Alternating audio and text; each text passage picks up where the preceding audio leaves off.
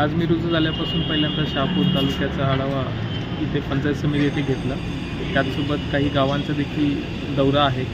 यामध्ये प्रामुख्याने मुख्यमंत्री समृद्ध पंचायत राज अभियान, त्याचबरोबर तुमचे जे PM आवास योजना असेल, PM जन्मन योजना असेल, यासारख्या योजनांचा आढावा घेतलेला आहे व त्या योजना कालबद्धरित्या कशा पूर्ण करता येतील याबद्दल सर्व HODs तसेच BDO यांना इन्स्ट्रक्शन दिलेलं आहे. या दौऱ्याची हा दौरा माझ्यासाठी महत्त्वाचा होता, कारण या तालुक्याची ओळख व्हावी आणि शहापूर म्हटलं तर आपले यामध्ये ज्या काही समस्या आहेत आदिवासी विकास विभागाच्या माध्यमातून आपण कसं काम करता येईल कॉन्व्हर्जन्सने, याबद्दल देखील हा दौरा महत्त्वाचा होता.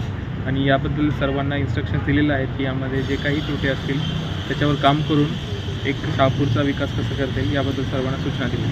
साहेब, शहापूर तालुक्यात आता पाणी टंचाईला सुरुवात झालेली आहे आणि पाणी टंचाईचा जो विषय आहे आमचा हा वर्षानुवर्ष पेंडिंग आहे.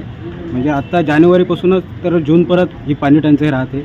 दरवर्षी इथं वेगवेगळ्या उपाययोजना केल्या जातात, परंतु पाणी टंचाई आज परत कायम आहे. याबाबत तुमचं नियोजन काय आहे? पाणी टंचाईचा मी आज इथे आढावा घेतला, तसेच HODंचा जिल्हा स्तरावर देखील आढावा घेतला होता.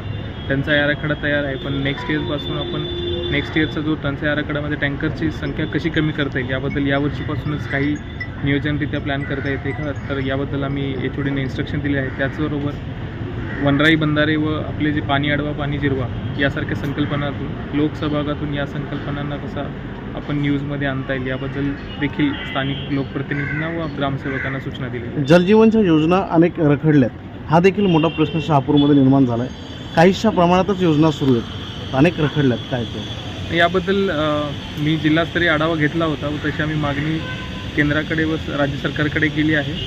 लवकरच हा देखील प्रॉब्लेम सॉल्व्ह होईल. साहेब, भावलीसारखी 450-300 कोटीची योजना या तालुक्यात सुरू आहे, परंतु आता फक्त तिचे पाईप पडलेले आहेत, पण तिचा कुठल्याही प्रकारचा पुढचा प्रोग्रेस झालेला नाही. त्यामुळे या योजनेच्या भविष्यावर आम्हाला प्रश्नचिन्ह उत्पन्न झाले. नाही, याबद्दल देखील HODंच्या मीटिंगमध्ये आमची चर्चा झाली होती आणि हा मार्गी कसा लावता येईल याबद्दल आम्ही प्रयत्न करू.